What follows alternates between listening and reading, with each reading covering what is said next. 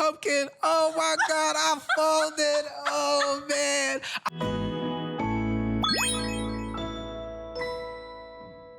Hello, and welcome back to this week's episode of Yip To My Yap, the podcast where apparently all we talk about is dating because that's what's on a 20-something-year-old's mind.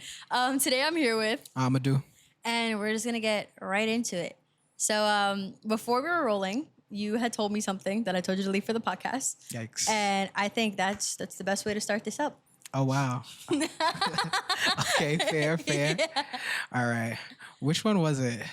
It was how your views changed on dating. Oh, on dating. Okay. Yeah. All right, sure. So let's go with that. So I want to say I started dating probably when I was 17. Mm-hmm. High school, I was like way more interested in playing games with my friends, taking school seriously and stuff like that. Mm-hmm. I obviously had like girls that I knew that I found attractive, but I wasn't like thinking about like being in a relationship or anything like that with anybody. So when I got to college and I started dating, I was very much on the, approach like a gentleman, not really making any first physical moves or anything like that. Just trying to be like a sweet, supportive guy. And there's nothing wrong with that. Yeah. I don't think like guys shouldn't do that. But I would say over the course of time, I realized that what I was trying to do was like mimic something that I've seen other people do as far as like how relationships and partnerships should be. But I hadn't really taken the time yet to get to know myself. Mm-hmm. So like I was finding out about myself through my partners. Mm-hmm. And yeah, I think looking back at it, it might have been smarter to do it the other way around. But at the same time, if you don't deal with people, you're not going to figure out like what irks you, what makes you happy, what can you see yourself doing long term, what's too hard for you to sustain and stuff like that. So it was pretty much an interesting shift. So now I sort of switched to an approach where I think it's more important to place people where they fit. Mm-hmm. Some people may be long term, some people may be short term, some people you might think that you guys could date and then realize, no, we should just be cool friends. Yeah. You know what I mean? And let that flow into what it flows into instead of trying to like, get this one outcome with everybody, because everybody's not going to be built for it. Yeah. And you don't want it with every person as much as you sometimes think you do. Yeah. No, one thing I will say, especially on my end, being someone who has taken the time to be single, I feel like even then, like, yeah, I had relationships back to back between ages of 16 and 22. Back to back boyfriends. I was just a serial relationship girl. And then I took the time to just finally be like, you know what? I'm going to be alone. And I learned a whole lot about myself, and that was cool. A whole lot of crying, a whole lot of self-reflection, a whole lot of just like deep stuff. And then I got into a relationship in 2023. It only lasted 2 months though, but it was still a relationship, very much a relationship. Mm-hmm. And I was just like, damn, just when I thought I knew everything, there's more I don't know. More you don't know. And I think it was this weird, like this was a weird thing for me. Like I was someone before who was very like, don't want a man with tattoos, don't want a man with any piercings that aren't on his ears. Mm-hmm. I was very much like, I need this clean cut boy, whatever. That's how all my exes have been. Then I took a break to be single. And I had a man with tattoos everywhere, purple hair, a very different lifestyle, very... Purple hair is next level. Yeah, but it was cute. Okay. Okay. And I was just like, who am I? And my mom was just like, a year ago, you would have never dated a man with purple. Who would have thunk? And I was like, that's my man with purple hair kind of thing. And I don't know, I feel like even with the break to learn about me, I knew nothing. I still know nothing. Real. Like, because even after that relationship, I was like, wow, so this is me this is how I am before, during, and after like a real adult relationship. Mm-hmm. But that's another part that like we're just learning. I feel like a true adult relationship, it's like, it's different. It doesn't look the same throughout all parts of your life. I think that's the other part about it too. Like even the stuff that you think you did have figured out, you figured it out at that age, in that context, like in that setting. You know what I mean? If I give you 3 years and I put you in another like living situation, or I put you in a new job, you know what I mean? Or maybe you graduate from college, like your needs change, your reality changes. You know what I mean? So what you can manage with somebody might end up changing too. But what'd you say? You said serial dater? That was the other thing that made me change, because I was a serial monogamist. And I didn't even know that was a thing until one day I saw somebody post about it in a video. That's a thing? Serial monogamists are a thing. I never knew that. Sounds like a religion at this. No, really. You know what I mean? Because in my mind, I'm just looking at it as like, no, you date somebody, you enjoy the relationship, things either work out or they don't work out. Yeah. But I think because I was so interested in like making sure that like the dating leads to a partnership, that's what would lead to relationship. Yeah. And sometimes I guess the danger in it is you turn situations into relationships sometimes, and then the stakes get higher. You know what I mean? Because once you're in that relationship territory, as long as both people care about each other, there's the risk for heartbreak. Yeah. So as a serial monogamist, you run the risk of breaking hearts. You know what I mean? And I realized that, oh, shoot, I might be heading in that direction. So let me dial it back and really evaluate what needs to be a relationship and what doesn't need to be a new relationship. Because that way, that reduces the harm for both sides. So I definitely, I enjoyed that time. Sometimes it's weird though, because it's like, what else are you gonna do? You know what I mean? Yeah. Like what else is there to do? Yeah, but I feel like being in relationships back to back, it's like you're so used to just having your person. Yeah. Like when everyone's busy, when your friends are busy, when everyone's just kind of doing their own thing, or it's the holidays, you're like, well, I got my man. Right. You know, right, it's right. just like it's not that you don't need anyone else, but it's like, you know, you have someone who's always free for you, That who security. you're always free for. And it's nice. So I think for me too, like not having a boyfriend was like, okay, and this sounds shitty, but like I was like, I kind of need to have someone that I'm always at least talking to. Like just someone who I know likes me, that I'm somewhat interested in, who I'm not interested enough, but I just need to always have at least, it's gonna sound bad, 1 to 3 people, you know, because if one's busy, I'm not your girl, so I don't expect you to like cater to me like that. But I need people on backup. That was my thing for a while. And then when I moved out and started living on my own, I was like, that's really sad. Like I was just like, because when you think about it, which of those 3 guys were there for me when I was moving and helped me and, you know, just kept me company and stuff? None of them. That's real. Yeah. And that's another good point about it too. I think, and that's why like the idea of serial monogamy even being a thing, much less a bad thing, never made sense to me. Because what I'm expecting from the person that I'm talking to, it's like, I'm expecting real concrete stuff. You know what I mean? Support and companionship. There you go. Support and companionship. Exactly. Like, don't get me wrong. We can have a good time together, but I hope to be able to talk to you consistently, talk to you about real stuff. You know what I mean? When you're not approaching it like that, there's certain boundaries like you cannot cross with the people that you're talking to because you don't want it to turn into something too serious, but I don't know how to not be serious. You know what I mean? Like, I feel like if we're going to do everything surface level, like for all of that, like, what's the point? You know what I mean? Like, I have friends already. You know what I mean? Yeah. If I wanted to dilly-dally, if I wanted to talk regular surface level crap, like I could have done that with a lot of other people. So if you're here and you know we both like each other, like, you know, let's do something serious. Let's do something serious. So yeah, I'm thinking about it. Wait, so like, let's say, so now you say things have changed. Let's say you're talking to a girl. At what point do you start thinking like, all right, like we should start expecting more of each other? So for me, now it's sort of a thing where from jump, we let each other know, or I at least try to let it be known what I'm looking for with you in particular.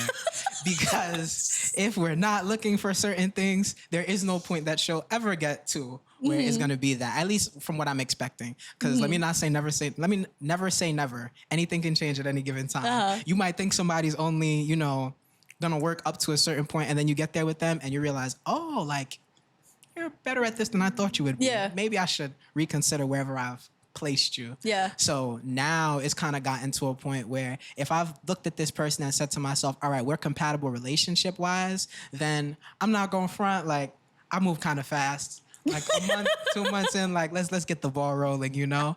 And if we already decided that this is not where it's gonna go, you feel me? We're keeping things like either we changed and kept it platonic, or, you know, we keeping it strictly physical, then that's just not gonna happen. Yeah. But usually if I'm intending on making it a relationship situation, then yeah, like 1 to 2 months. Cause I figure out pretty fast whether we're gonna do this or not. I don't like to waste time. You know, I feel like different things work with different guys, like at least for me, because I'm very much the type, if we're talking, and it's, so like if I say I'm talking to someone, that is the only person I'm talking to. I just use the phrase talking to just so the other person doesn't take it too serious. But in my head, you're my man. You know, like that's how it is. And I have a bad habit. I call them boyfriend eyes, and I get them within like 2 weeks. Where anybody I ever had a crush on before you, anybody who I think is cute, not anymore. I don't know who they are. They're ugly. Everyone's ugly to me. Yeah. Like if things are consistent for like 2 weeks and like I'm like, wow, like I'm having a nice time with him, whatever. No one else is cute anymore. I can't see it. And that's the part that scares me because I get into because like I'm so used to being somebody's girlfriend, so used to having a boyfriend that it's really easy for me to snap back into that. Like even being single for 2 years, it's still like, well, like being a girlfriend's nice. It's just really nice. No, really, really. So, yeah, but I've noticed like, so I do that, and sometimes I do that with the wrong guy because I also like, even my actions, like I'm not gonna give into compliments as much or like any of that. Like I just get very like, well, if I'm talking to one person, like I don't want the attention from anywhere else. Like that's just the way it is. But that has happened before with guys who are not like that. so I'm over here with boyfriend eyes and they're hanging out, you know, just doing their thing or they're at places where they could have invited me to and if they wanted to, they would, but they didn't. And then I get the reality check of like, that's not my man. But what I can't do is see that and then keep talking to them. So I gotta ask more guys like how they handle that. Like if there's like a boyfriend eyes version for them. Because for me, it's like, even if I'm with somebody, and obviously when I'm with somebody, I only want to be with that person. I don't not see other people as attractive. Like if she's fine and I have a partner, she's still fine. Yeah. And I can still see that and very much process that. No, so I'm wondering if there's guys who like when they start dealing with a girl and they really start catching serious for it, if they legit don't start finding other people attractive anymore. Okay. I can admit that someone is objectively attractive. Like I can't, I'm not gonna lie. Right. But like, for instance, like I've been talking to this guy, but there are some people at my gym who like, I was like, wow, like they're attractive and they've been like gym crushes for like years. But you know, it's just the ones you have in the back of your head. And if they're there, when you're there, you're like, hey, little pump, you know? Right. And then like I saw these people recently and like none of that sparked.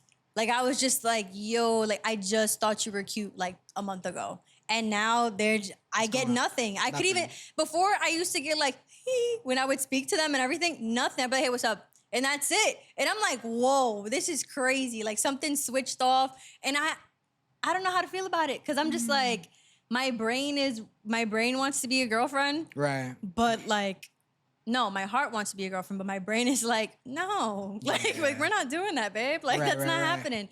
So yeah, those are my boyfriend eyes. That's my thing. Yeah, that's dangerous. That's dangerous. But it's beautiful at the same time. Beautiful at the same time. Beautiful at the same time. So now that you're just like putting people in their respective places, do you believe in cheating during the talking phase? So, you know, and it's so interesting that you bring this up because I don't believe in it, but I've come to realize that emotionally it is something that takes place for a lot of people. So obviously that's another reason why like I felt like it was important to, you know, give myself some time to just not fixate on relationships because, yeah, one, people classify different things as cheating, but also two, I didn't want to be in a position where I'm making anybody feel like they've been cheated on. And I definitely did not want to have that feeling based on, you know, something somebody else was doing. So obviously you're not in a relationship. So if you're not in a relationship, there's no established title. How could you cheat? There's no rules in place to be broken. However, some of these young ladies, when you establish a routine with them, it's the routine. Whether or not you said that this is what, good morning text, we're in. The pattern is law at that point. And I didn't know that, you feel me? So when I started, I'm like, wait, you feel like, why she didn't text me back today? Why she didn't say good morning to me? You feel me? Like, why she didn't FaceTime me? And I'm realizing, I'm like, did I cheat? You feel me? And I'm like, oh, maybe I did. And I didn't, obviously, you know what I mean? But I paid attention. I'm like, oh no, I broke the pattern, you feel me? And that might have been, you know, going out with somebody at a time that we were originally supposed to hang out, you feel me? Or, you know, we're watching a show together and I'm bored one day. I finished one of my other shows. I got right back to it. I didn't know we were supposed to stay on it together because we never never said that, but that was the expectation. So I've realized, even though it shouldn't be possible, when you break a routine, it does incite that, emotional reaction of feeling like you've been cheated on. And to a certain extent, I respect it. Because it's like, it is a form of betrayal. You know what I mean? An unspoken betrayal. An unspoken betrayal, at least, Yeah. So I'm trying to see, like, when have I felt like that? When have I felt like I've been cheated on? Oh, you know what kills me? So yeah, I go through this too. So I had a situation not too long ago where I was supposed to go see, what's that movie with the emotions again? Inside Out. Inside Out. Boom, boom, boom. So we're supposed to go see Inside Out too. And the day that we're originally supposed to go see it, I said I was going to leave the day free because she's traveling back from somewhere. When she gets back, we're going to go see the movie. She said she wasn't sure how she was going to feel.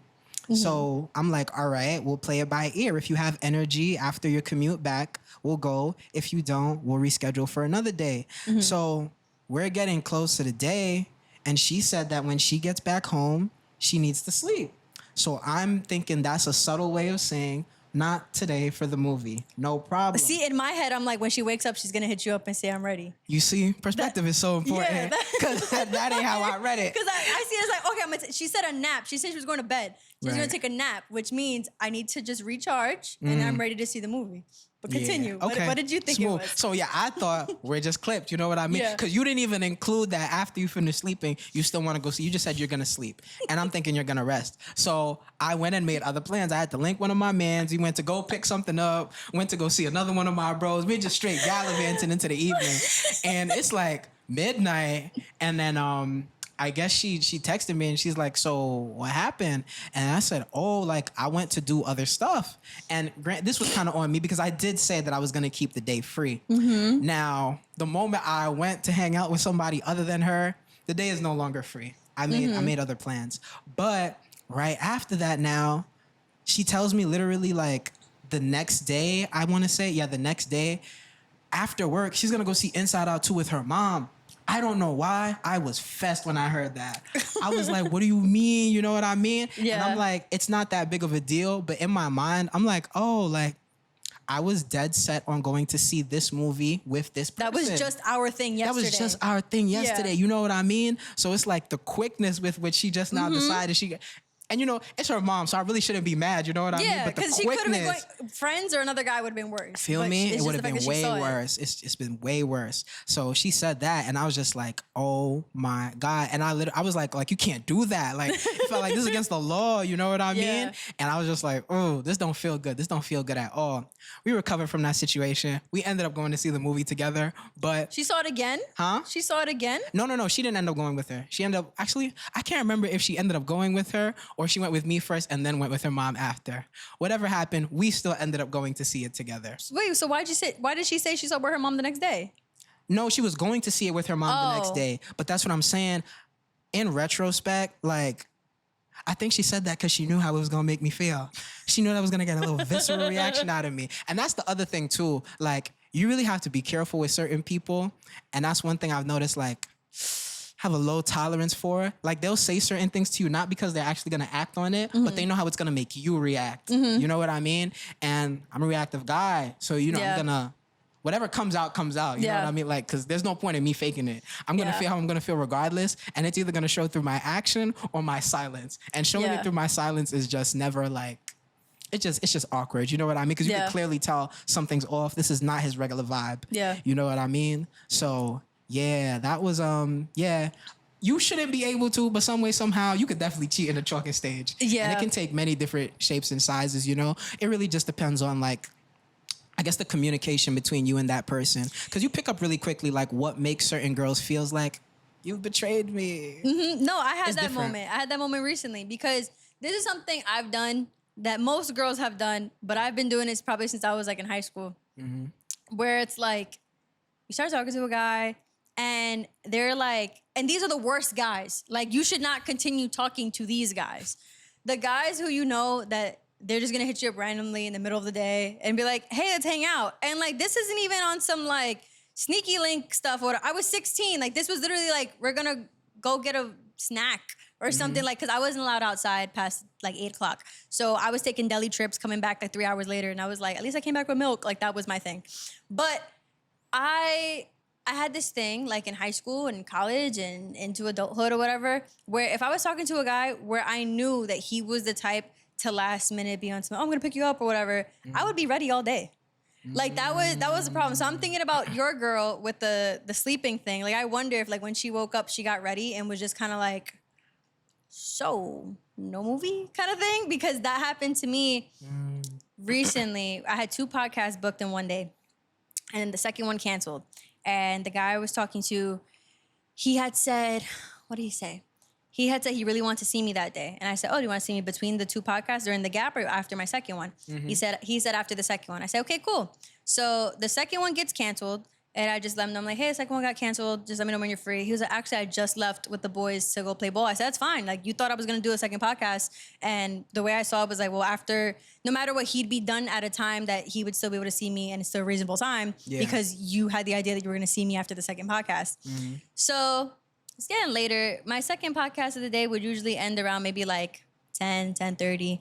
So I take a walk outside and I'm just like, well, I'm still done up from when I was doing my podcast. I'm gonna just take a little stroll. I'm sending him updates. I'm like, hey, I'm walking around Williamsburg by myself, you know? Like, I'm just kind of like, I'm just for no reason, just outside, just strolling, just seeing if he remembers that he was supposed to see me. And then this is my walk of shame. Like, when you do that and you still don't get the text, word, and you're like, all right, it's gonna go home, snuggle with my dog, you know? At that point, you just gotta. Yeah, so then I sent a message at midnight. I'm like, forgive me if I'm stupid, and I sent a screenshot of when he said that he would see me after the second podcast. I was like, was I wrong for thinking that you were gonna see me today?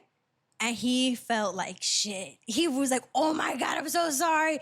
Da-da-da-da. So bad that he came to my house at 2 a.m. And he was like, I feel so bad, blah, blah, blah. And he stood over or whatever and just made up for it by just like snuggling. Because he wasn't getting any that night. What? He legit forgot. Yeah. Okay. And I was just like, and he's a nice guy. Like, because he isn't that guy that would keep me waiting. Right, like, he's very much like, hey, I want to see you tomorrow at 3. Like, can I? And I'm just like, yeah.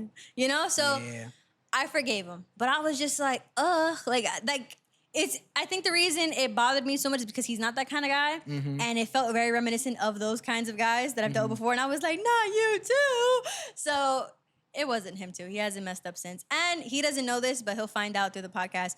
He got cut a lot of slack because that was the first week that Mercury retrograde started. Mercury. What's the relevance to that? Because communication gets messed up when Mercury's in retrograde. That's a very legit thing. It happened everywhere. And I was like, you know what? And I'm not going to tell him that because I know guys, they'll look up when Mercury's in retrograde. Like, I'm going to start fucking up around this day to this day. Like, I'm not doing that. But he doesn't know. But I was just like, you know what? I'll cut him some slack. Maybe planets are misaligned. Pay more attention to what Mercury's doing because that might help. Stop. Don't be one of those guys that only texts a girl at 444 just for her to be like, oh my God, this is. I wonder if that actually works. I've never tried that to see if it actually works, but I've seen those numerology girls. Y'all eat that up for real? Don't say yeah, not me. You don't fall in that category? That is not the we. Okay. No, that is them. But no, yeah, they eat that up. Like, I know some girls and they're just like, oh my God, he messed me at this time. I'm like, girl, like, it's that time twice a day. Like, that's I don't know. Wild. That's so wild. But yeah, some girls, they're like that. But I know that people are going to come for my neck because of Mercury retrograde. But I'm like, I think it's pretty legit. It might just be. Yeah. So, yeah, I don't know. You shouldn't be able to do it, but it's easy to disappoint people. You know what I mean? It's easy to disappoint. So when you have a breakup, the most disappointing thing is the routine. Like when the routine changes. Right. So when you start talking to someone and that person hasn't had a routine with anyone in a while, and then you break it, they don't even know what to go back to because it was like, nah, we're sad and single. Like it was just like, at least when you go through a breakup, you're probably mad about the breakup and you're like, I'm gonna do better and da-da-da. It's, just, I need some time for myself. You know how the girls get. But I feel like when you have a talking phase and the talking phase ends, it's like, damn, like we didn't even get to see where it could go. Right. And it just feels like unfinished business. And those are the worst. Yeah. I have like maybe 1 or 2 unfinished businessmen in my life that I'm just like, ugh, like I want to hate them so bad. Yeah. And they know who they are. But, but I'm just like, but they know that they're like not good men. And I know that too. So I'm That's like, bad funny. So what business is y'all finished? no, because I'm the stupid girl for very few people, just these two guys, where I'm like, I see the potential. He could be so much better when it's just us, blah, blah, blah, blah, blah. But I'm like, girl, you're stupid, because why is it when he's in the outside world, outside of myself, he sucks? So Right. I'm just like, I don't know. You said something though that I'm thinking about now. So you said you know they ain't shit and they know they ain't shit guys. Yes. So what makes you think that they know they aren't shit guys? Because I'm thinking Okay. about it like, so then there's guys who aren't shit, but they don't know that they ain't shit. So how to differentiate between the two? No, the one that knows that he's, the guys that know that they ain't shit are that guy. Like, to their boys, to the club, to the streets, they're like that guy. Like, everyone wants to be them because they're that dude. Okay. The ones who don't know are just bums. That's the difference. No, because the guys who like treat girls terrible and get away with it, it's because they look good, it's because they have money, it's because they know people, and that's it. But like, that's the thing with me though, because the guys who ain't shit that I love are not that guy when they're with me. Like, they're not the guy with money, with flashy and all that. Like, they're not. They're just like these nice, soft men that I'm just like, oh, I love you. I just want to snuggle you, you know? Like, Right. and they eat it up, and they're just as like mushy and whatever. Because they need that. They need that. do. They All need men that. do. All but men it's do. because Right. they're not getting it. But it's just, dude, I hate these men. I can't. Like, it's getting me so frustrated because Nah, speak on it. I'm going in circles. No, because these types of guys, you know, that's what I don't like about these types of guys. They know that there's parts of them that are broken, and they claim to actively be working on it all the time. Like, they always say, like, you know I got stuff to work on, blah, blah, blah. Because the routine, not the routine, it's like a script. It's always like, you know, I got to work on me, but like, you're like the perfect girl. Like, you have everything that I could have ever wanted in a woman. You do this, this, this, and this. But I know that I don't. When a man tells you they don't deserve you, they don't. Nah, no funny. That is so true. Like, they always say when a person tells you that, like, believe them. They probably know more. I mean, they do know more than you. Yeah. So, yeah. Because I never used to believe that. Like, I was definitely one of those guys where it's like, you tell me. This is so crazy. You tell me you don't deserve me, and I'm gonna make you believe that you genuinely do. And no, 100%. Like, if we're dating, right, and I really feel myself liking you, I'm seeing you for all of the beautiful aspects of who you are, and you say some shit to me like, I don't deserve you. You're such a great guy. I'm gonna go the extra mile to make you think that you actually do deserve me. And the whole time, neither of us should be fucking with each other. And it's just like, yo, why did you do that? You know what I mean? Because at the grand scheme of things, when things do finally hit that train wreck, you realize, like, you could have just listened to them the first time they told you they deserve you, you know? But you don't want to, you know, lean into the negativity or the self, you know? But that's where I mess up, because he would say, like, I don't deserve you. And I would say, like, you're right. And then I'm just like, even looking back, I'm like, even then I knew that I could do better or whatever. But I think the reason I stuck around with him for so long is just because no one else was taking up my time. Like, if nobody else was kind of like stepping up to be that guy. So I was just like, I'm just gonna hang with my favorite bad guy. Yeah. Favorite bad guy. Yeah. So everyone's got one. That was gonna be my question. Does every girl have a favorite bad guy? Cause okay. That's important. I don't mean to be blowing anybody up, but I feel like when girls always say, like, oh, you don't know how dirty I could do you. Like, you know, when girls get to, like, at least, you know, the sassy ones in the relationship who are like, oh, like, I could have a dude in 0.5. It's because they're talking about that bad guy. Because that guy is coming in 0.5 seconds. Like, that, and that's the thing. It's not because girls always have a guy on backup. That guy is just always ready to go. But the problem is he's always ready to go for several women. Like, you're not the only one he's ready to go for. Great point. That's emphasis on why he's the bad guy. That's a fact. But he's always available when he needs to be that bad guy in someone else's story. True. Like, he's really good at being the other man. True. So yeah, because I know a few that have told me, if you ever want to get a guy mad, I'm your guy. Like, just let me know, and I will be that guy. Like, I have people in my life who I don't speak to because I'm very happy where I am right now. But If I ever got to a point with a guy that, because I'm not like this, I don't do like petty stuff. But if I ever truly needed to get another man mad, I have 1 to 2 people who will gladly do that. That is wow. And we haven't spoken in months, but they would for the sake of getting another man upset. Huh. So that, and it's good that you said that, because there's some dudes who like claim that you just can never trust women. All girls. All because of the girl that hurt them when they were like 12. That. But the other reason why is because they don't trust themselves. Because I'm thinking about it, and I was having a conversation with my bros about this, not too long ago, and they were basically just talking about like the way that they know that they really just can't give a certain level of vulnerability to a woman, and it's because they've seen the stuff that women do, even when they're in long relationships, marriages, even sometimes. And it's like, it's a double-sided thing, because on one aspect of it, I get why that would make you not want to trust women as much, because you've seen them like step out on their partners. But it's also like, you're not making this any easier on yourself being that guy who she can always call when she wants to step out. So it's like, part of the fear is rational, and part of it is like, you're just willingly choosing to not be shit. You know what I mean? So it's like, if you're scared, you're making yourself scared. You know what I mean? Oh wait, so your friends are the bad guy? That's what I'm saying. They are willing bad guys. You know what I mean? They're willing bad guys. Yeah, but the girls wouldn't do that if they didn't exist. So that's kind of what I'm saying. So the bad guys find us. We don't seek them out. That's another thing. Y'all be seeking them out. Okay, I don't seek mine out. Yeah, I be seeking them out. Because usually the guy that's really bad will not love bomb you, but will make you feel like, woo, like the best whatever in the world for a good week. They're really good at that. It's just a week. It's just a week where they give you every compliment. You're on FaceTime 24/7. Like they give you that really good week, and that's the thing that you hold on to, and you're like, oh, but he's such a good guy.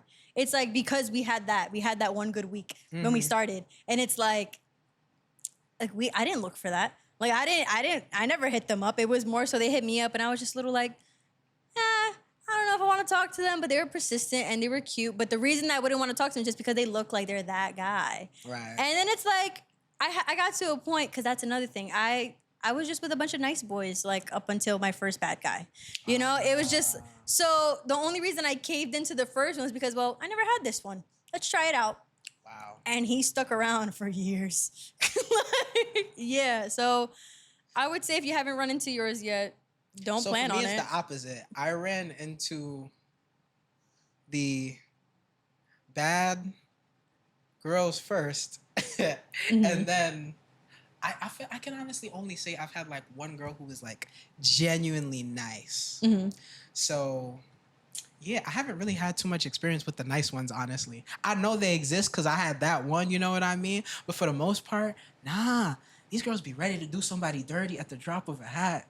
At the drop of a hat. But damn, I also feel like too, so like somebody said this to me recently. Like a girl said to me, she just walks around with the constant assumption that like all men cheat. And I was like, it's a little pessimistic, you know what I mean? It's a little pessimistic. And she said, it's easier to think that way. And I guess it's sort of like, you can prepare yourself for something much better if you just put everybody that you might end up talking to under that category. But then it kind of makes me wonder, like, when you deal with somebody, right? Do you assume that because he's a guy, he's at some point in the relationship going to do something like that? Or do you just kind of think that guys are capable of that? No, I mean, honestly, for me, I'm a very innocent until proven guilty kind of person in relationships. Smooth. Okay. Yeah, and I've said this before in previous podcasts, but it's like, I was a terrible person for like a good 3 years of my life. And I'm just like, I was shitty. I was like, I don't even know how I was despicable. And I'm not that anymore. I'm lovely. I'm a doll. Right. But I think because I've experienced like that much change in myself and that much self-reflection, that I think that anybody else is capable of that. Yeah. And so that's why, like, when I talk to a guy, like, I'm going to ask about your past just because I'm nosy. And I also just want to know, like, what general things have you been through? What to keep an eye out for? Sure. But at the same time, it's like, I don't care who you, like, had sex with before me. I don't care, like, I don't care if your ex was super cool with your family before me. Like, none of that stuff matters to me. Like, I'm just kind of like, I didn't exist. Like, I didn't even, like, one time a girl threatened to show me messages of her ex sending her messages that said "I love you" when they were together. I would sure fucking hope so. Like, it means he was a really good guy when you guys were together. No, really, you know what I mean? Like, that's not a threat. That's crazy. So yeah, like I'm very innocent until proven guilty. And if you play me, you play me. But like my whole thing is, it always sounds super naive, but I'm just like, I love myself a lot.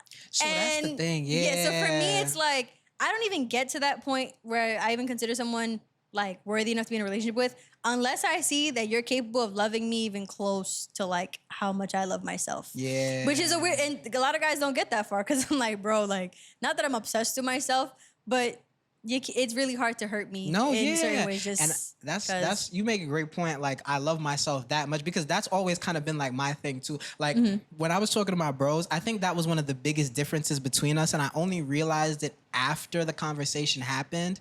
There's a fear that they have about getting cheated on or getting played that I don't have. Not because I don't think it could happen to me. It could happen to anybody, but it's more so like I'm confident that I could deal with the aftermath of it. And I think a lot of people are not confident that they can deal with the aftermath of certain types of betrayal. You know what I mean? And that, you know, that can depend on your experiences with other betrayal. That can depend on like your self-esteem, you know, your confidence and stuff like that. But I think it really does like boil down to that, because I'm like, yeah, like, I mean, if you get played, you get played. The point of the relationship is you trying to do the best that you can with the information you have about the person up until that point, you know what I mean? And that's why I said to them, like, if you learn something new, which is that the person's, you know, capable of infidelity, great, you didn't know that before, now you know. And now you can leave. Now you can leave, you feel me? Like, and it doesn't matter whether it was 2 months, 8 months, 2 years, like however long it took you to find out this information about this person. And like you said too, like, people change, you know what I mean? They might not have started off that person, and 2 years of being with you somehow, some way brought that monster out of them, you know what I mean? So they didn't even know, you feel me, that they had the capacity to be ain't shit, you know? So if that's how long it takes both of y'all to find out, whoop, it was a good 2 years, you know what I mean? Make your choice. But I think, you know, some guys are so just petrified of that thought of like, oh my God, like, she can play me. And it's like, in any context, anybody can play you. You know what I mean? A family member could betray you. A coworker could betray you. Your partner could betray you. But that's one thing after talking to like a lot of different guys about this, is one thing I've learned, like in terms of reactions to getting cheated on. I feel like when women get cheated on, it's very much more of like her comparing herself to the girl that he cheated on her with, where it's like, what does she have that I don't? And she starts questioning her self-worth. And I think that's the part where I feel like I've kind of, I mean, I haven't gotten cheated on, so like, I don't know how I'd react, but at least I feel the way that I'd react is like, well, I know my self-worth, and if you thought that I, you know, was less than the next chick, like, okay, have her. Like, it is what it is. I was just like, I see myself all the way up here. Right, regardless. And yeah, I'm just like, clearly you didn't love me the way I love me. But I noticed that guys, it's more of an ego thing.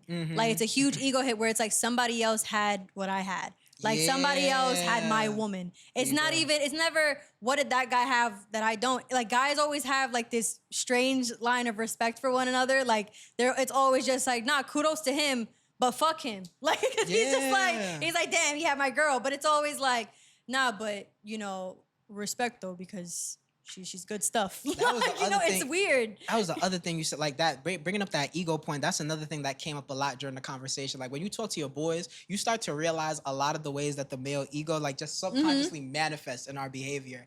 And we talked about that aspect of the past, you know what I mean? Because for them, it was like, okay, if I'm dealing with a girl, I gotta know her history. You know what I mean? I gotta know her past. And for me, it's kind of like, I like talking about past if it comes up in a way that's productive in our conversation. You know what I mean? Like, if you went through something years ago that's relevant to whatever we're doing now, by all means, bring it up. You know what I mean? But we don't have a whole conversation of you telling me everything from feel me? point A like, to it's B. not a prerequisite to get with you for me to do like a background check or anything like that. And I realize, like, for some guys, it kind of is, you know, like they feel like they need to have that background check because in some way, shape, or form, it's an indicator of like, I don't want to say her worth, but it's in some ways they think it's an indicator of her future behavior. And I'm like, so what do you do when a girl who has been a good girl all her life because she hasn't had any experiences like that, gets with you and cheats for the first time. That background check didn't do a whole lot for you because she didn't have a history like that. Yeah. But was it still possible in y'all situation? Yes, it was. You know what I mean? So when it comes to like that whole aspect of like, you know, in this instance, it was body counts. You feel me? Yeah. They got to know how many guys that she's been with or whatever. I'm just like, nah, like it doesn't make a difference. You know what I mean? 'Cause I don't know, like, and ultimately too, it's like, I don't know. I feel like if you're going to get into a relationship with someone, you should at least be like hopeful that they're going to behave properly. Some of these dudes be entering these relationships with zero hope for a woman's like good behavior. Like, and I'm just like, yo, bro, like, why'd you pick her? You're already talking about the breakup. Yo, when we and break y'all up? just started, and you're already thinking about everything that a woman could possibly do wrong. And I'm like, yo, if you had zero faith in her, that's probably not the person you should have gone with. You know what I mean? Because that's kind of what like I was looking at. I'm like, yeah, I don't really need to know what she's done in her past, because my main priority is what we do from our starting point going forward. Yeah. If you did BS with your last 3 partners, that was them. You're with me now. So what I'm concerned about is you doing BS with me. And if you don't do any with me, it doesn't matter what you did with those other 3 people. I've done stuff with people that I'm never going to do again. You know what I mean? So it's like, I don't know. People be starting off with looking at the glass half empty. And I can't imagine being like that hopeless from the beginning of a relationship. I have a problem with the person I'm talking to or my partner. I like stuff to be resolved ASAP. Like I can't really fully enjoy anything else. Don't go to bed angry. Yeah. You know what I mean? Like I can't really enjoy anything else until like we're back right again. So the fact that like I'd be in the crib like stress, you feel me? And she'd be like, you know, just next thing to take her mind off it. It was just so like, I'm like, how can you even do that? But it made me realize like in retrospect, like I should just know that going forward, I probably want someone who is that same way when we have a disagreement, who also doesn't want to go to bed angry, like you put it, you know, who also just feels like I'm not going to be good until we're good. So let's just fix this like as soon as possible, you know? No, or even just someone who can even get as far as explaining that understanding. Because even like someone, okay, because this is something I realized was like an issue for me in relationships, where it's like I cannot be with somebody who can be mad at me and give me the silent treatment, or can see me cry and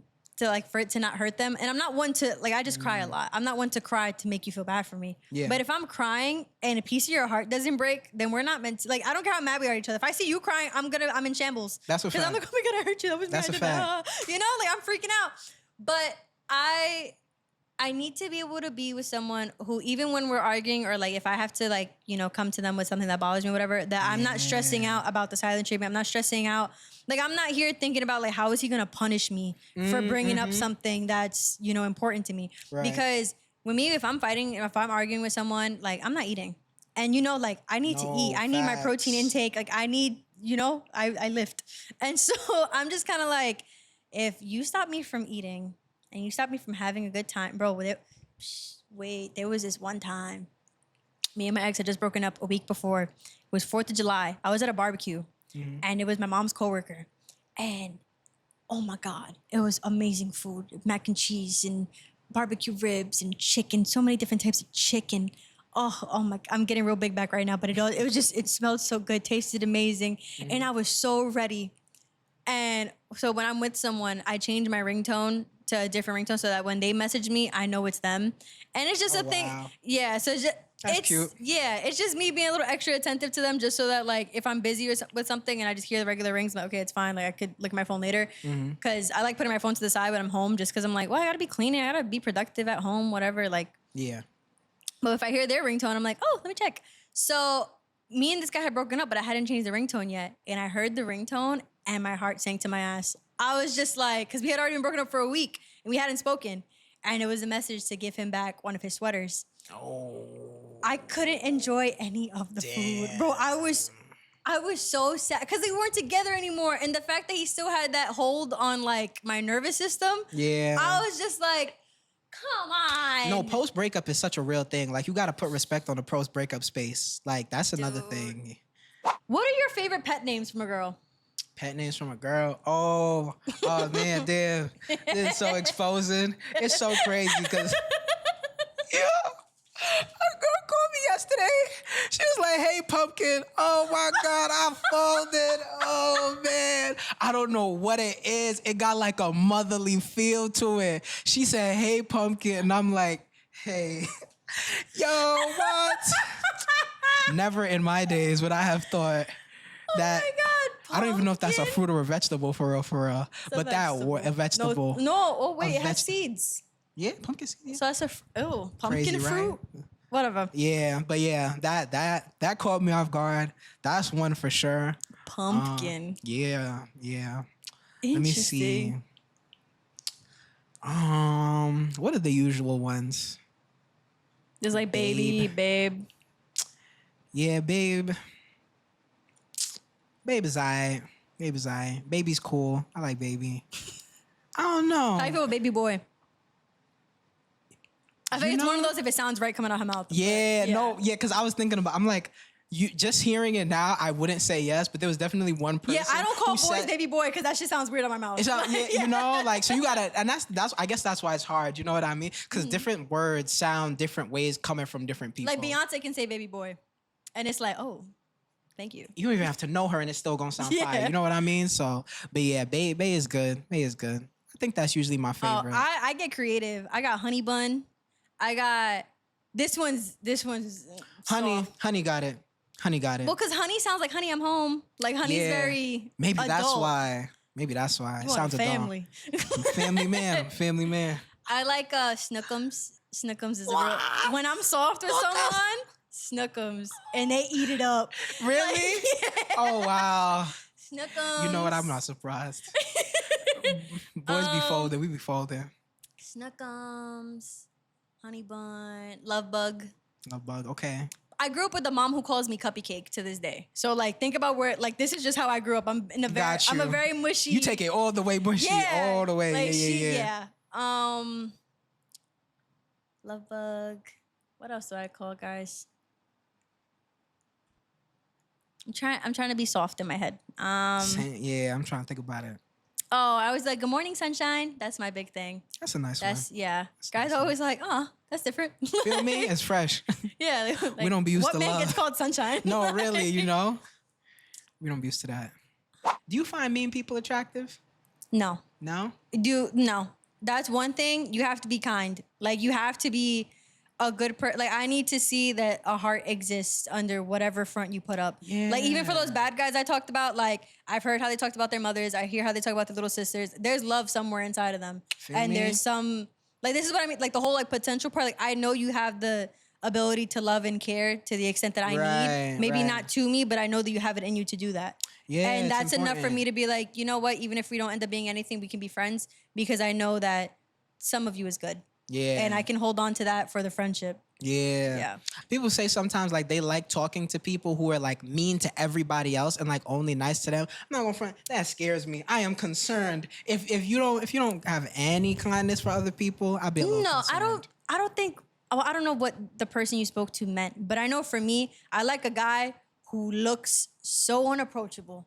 I like a man who looks like he doesn't speak to anyone and who just looks like he has no time for anyone or anything. He's just about his business. He looks unapproachable. But anyone who knows him, like it doesn't have to be he's mean to everyone else, but anyone who knows him just comes up to him, he's a doll. Oh, that's fine. You know, but I just need him to look so unapproachable. That type of energy, because I've dealt with the guy who looks approachable and is approachable and will yap their heads off and make eye contact. Bro, when a guy makes eye contact for too long of a time, to me, that's the guy version of like, you know when a girl like just looks at you a bunch of times at the club and like that's her shooting her shot? I feel like a guy having a conversation and making really intense eye contact the whole time. He's shooting his shot with her for that? Subtle, yeah. What? So I knew a guy. He was one of my bad guys.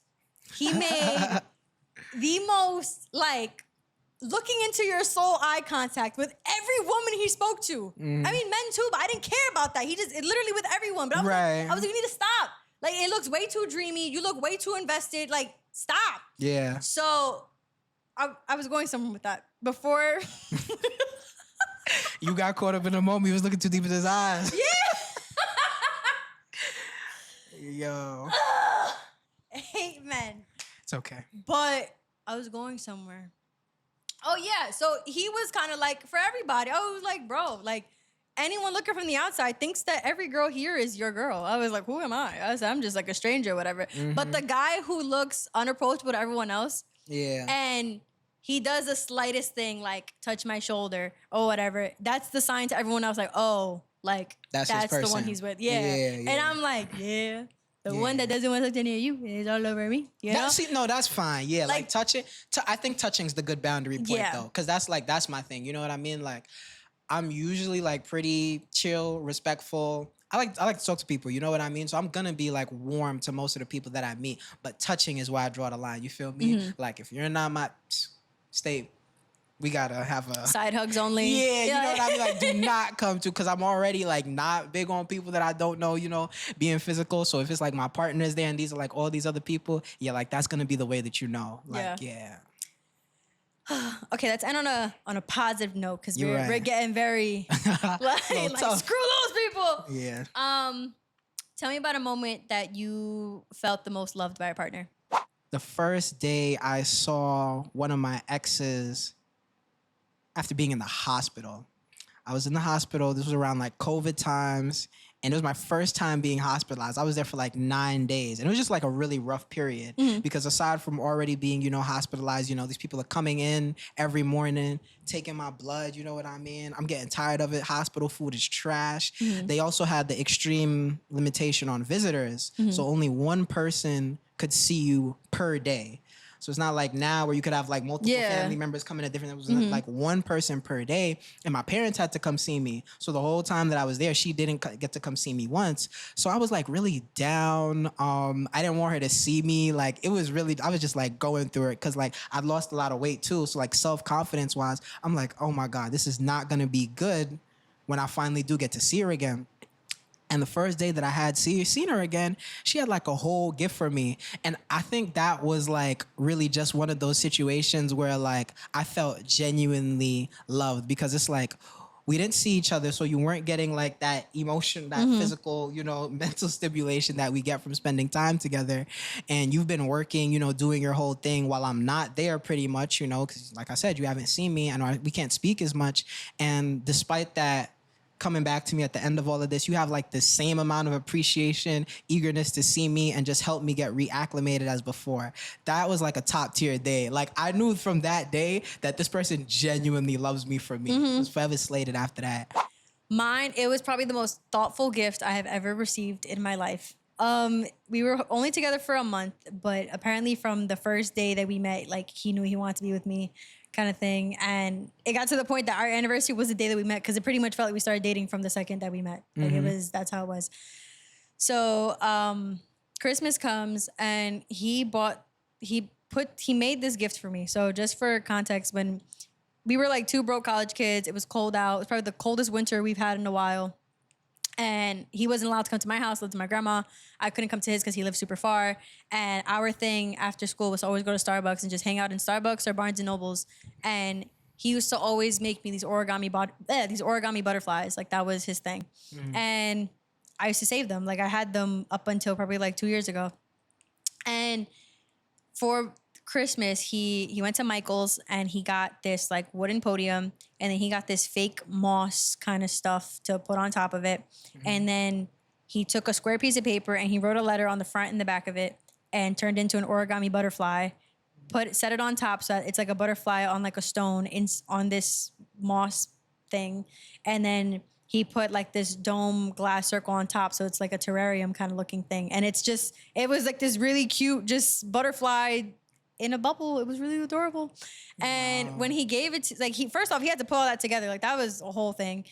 And then he gives it to me. And then like I said, to love someone is to know someone, because he had told me, he was like, do you want to know what the letter says? Because obviously I can't open it. Like, this thing is glued shut. Mm-hmm. And I was like, how am I going to see it? Because he knew that like as soon as I saw it, I was going to be like, what does it say? He took a picture of it beforehand. And then he sent it to me. And even that alone was like, knowing that I was going to be so eager to know what was in the letter just to take a picture beforehand, I was just like, you knew, because I was going to break this thing open. You know? Yeah. And in the letter, one thing that he said, that I thought was really sweet, it was just like, on one of the sentences that he wrote, it said, I love you because you're so vibrant. And that was the word that was the word he used to describe me on the first day that we met when he told me what he was saying to his mom about like me when he met me. And it was something that he had also said to me on that same day, obviously before telling his mom that too. He was just like, there's something about you that's just very vibrant. And that always stuck with me because it's like, you didn't say you're so beautiful. You didn't say, you know, your hair looked nice. You didn't say, like, it was nothing physical. It was nothing, you know, none of that. And I was like, vibrant. I was, that's a new word. I haven't heard that one. I was just like, wow. Like that was, especially how old was I? I was 19. So like I'm used to just like a whole bunch of scumbag little boys just being like, you're so sexy. Like it's just like, nah, the reassurance about your traits hit different. Yeah, I was like, vibrant. Stop it. You feel me? And yeah, that made me soft and I cried. and it was really sweet. And my best friend was in on it That at was the the time. other reason why. The first day that she came to see me after I got out the hospital, she cried as soon as she started to hug me. And I'm just like, yo, I don't even feel like myself right now. We've been apart for how long, you know, COVID time, so we're already Why'd y'all break up? Huh? Why'd y'all break up?